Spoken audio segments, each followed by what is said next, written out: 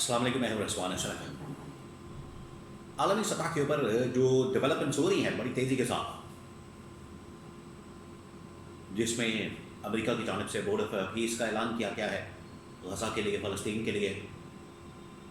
Forces کو بھیجنے کے لیے، پاکستان بھی اس میں شمولیت کر کے آیا ہے۔ اس پورے سیناریو میں امریکی ایمبیسڈر کی جانب سے، سفیر کی جانب سے اسرائیل کے اندر بیٹھ کر ایک بڑی تہلکہ خیز قسم کی اسٹیٹمنٹ دی گئی، اور اس کے اوپر عالم اسلام کا رد عمل، خاص طور پر محمد بن سلمان کا رد عمل جو سامنے آیا، اس نے عمران خان کی یاد تازہ کر دی۔ جس طریقے سے محمد بن سلمان نے اڑا کے رکھ دیا امریکہ کو بھی، امریکی سفیر کو بھی، امریکی پالیسی کو بھی، اسرائیل کو بھی، آج کے صورتحال میں شہباز شریف کو کم از کم، عالم اسلام کو کم از کم محمد بن سلمان سے سبق سیکھنے کی ضرورت ہے۔ اور یہ وہی لائن ہے جو کسی زمانے میں عمران خان نے لی تھی، اور عمران خان کی جانب سے اسی قسم کی بات کی جاتی تھی۔ اس کے بارے میں بڑی اہم ترین معلومات میرے پاس موجود ہے، وہ آپ کے ساتھ میں شیئر کرتا ہوں۔ نمبر 2، ایران کے اوپر حملہ آپ کو پتہ ہے پچھلے کافی عرصے سے پلان کیا جا رہا ہے امریکہ کی جانب سے۔ امریکہ بار بار کبھی 24 گھنٹے کی ڈیڈ لائن دیتا ہے، کبھی 48 گھنٹے کی ڈیڈ لائن دیتا ہے، کبھی ہفتے کی ڈیڈ لائن دیتا ہے، کبھی 2 دن کی ڈیڈ لائن دیتا ہے، حملہ نہیں کر پا رہا۔ جس کے اوپر امریکی صدر ڈونلڈ ٹرمپ نے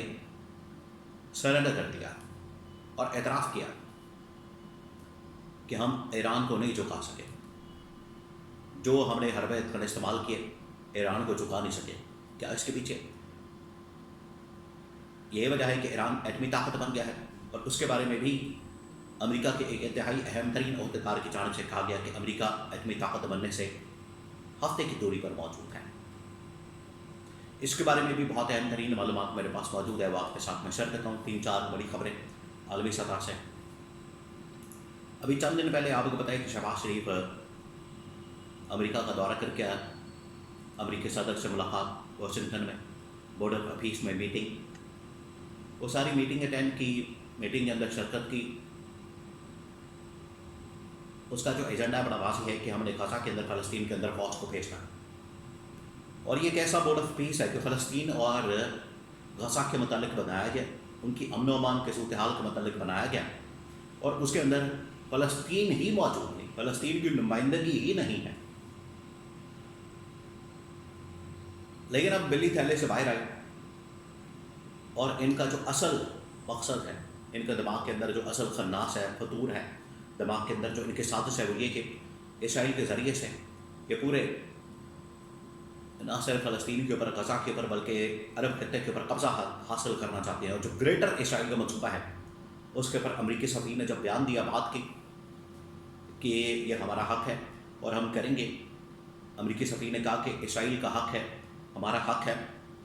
اور ہم یہ فلسطین کا علاقہ اور عرب علاقہ جو ہے پورا کا پورا اس کے اوپر کنٹرول کریں گے،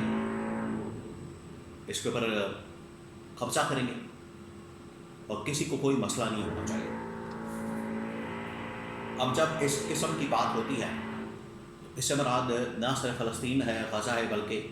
یہ تمام کے تمام جو عرب ممالک جس میں آلریڈی یہ تباہی اور بربادی ان ممالک کے اندر پھیر چکے ہیں، شام میں، عراق میں،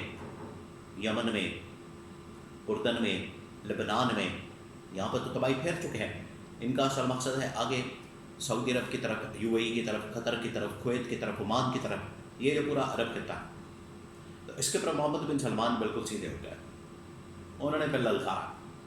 انہوں نے کہا کہ آپ کی جرأت کیسے ہوئی، ہمت کیسے ہوئی کہ آپ اس قسم کی بات کریں۔ دیکھیں یہی وہ منصوبہ ہے، یہی وہ پلان ہے، گریٹر اسرائیل، جس کے اوپر یہ لوگ کام کر رہے ہیں، امریکہ اسرائیل اس کے اوپر کام کر رہا ہے، اور اسی سے روکنے کے لیے جب عمران خان کو کہا جاتا تھا کہ کیا آپ اسرائیل کو تسلیم کریں گے، تو عمران خان کیا کہتا تھا؟ Absolutely not. جبکہ شہباز شریف وہاں پر جا کے ان کے ساتھ مل رہا ہے، ملاقاتیں کر رہا ہے، اور نیتن یاہو کے ساتھ ٹیبل شیئر کر رہا ہے، ٹرمپ کی تعریفیں کر رہا ہے، پل باندھ رہا ہے۔ ٹرمپ اور اسرائیل جنہوں نے مل کے فلسطین کے اندر قیامت برپا کی، فلسطین کے اوپر قیامت ڈھائی، قتل عام کیا، مکمل طور پر وہ شہر علاقہ صفحہ ہستی سے مٹا دیا، اس کو یہ نوبل پیس پرائز یعنی امن پرائز کی نامزدگی کر رہے ہیں کہ اس کو امن کا ایوارڈ دیا جائے، جس نے تباہی اور بربادی پھیری ہے۔ مذاق ہی ہو رہا ہے ویسے یہ۔ محمد بن سلمان نے پھر ٹوٹو انداز میں للکارا کہ یہ جو امریکی سفیر کا بیان ہے اس کو ہم مسترد کرتے ہیں، ریجیکٹ کرتے ہیں، اور کوئی اس قسم کا منصوبہ، کوئی اس قسم کا پلان، کوئی اس قسم کی سازش اگر ان کے دماغ کے اندر موجود ہے، کسی جگہ موجود ہے، کاغذوں کے اندر موجود ہے، تو وہ وہیں تک رہنی چاہیے۔ اگر عملی طور پر آپ اس طرف آنے کی کوشش کریں گے،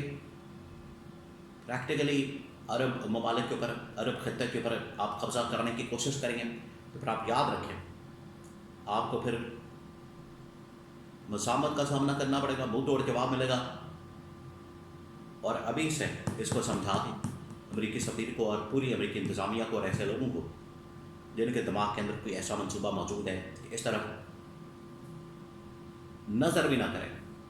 یہ کیٹیگوریکلی محمد بن سلمان کی جانب سے پیغام ان کو پہنچا دیا گیا۔ آگے آ جائیں، ایران کے متعلق آپ کو بتائیں کہ ہر روز امریکہ حملے کرنے کی بات کرتا ہے کہ ہم ایران کے اوپر حملہ کر دیں گے، اور ایران کے ساتھ جو وہاں پر نیوکلیئر پروگرام ہے، جو وہاں پر اس حوالے سے جوہری پروگرام ہے، ان کو تباہ و برباد کر دیں گے۔ کبھی وہاں پر خانہ جنگی کروائی جاتی ہے، احتجاج کروایا جاتا ہے، اب حملے کی بات کی جاتی ہے،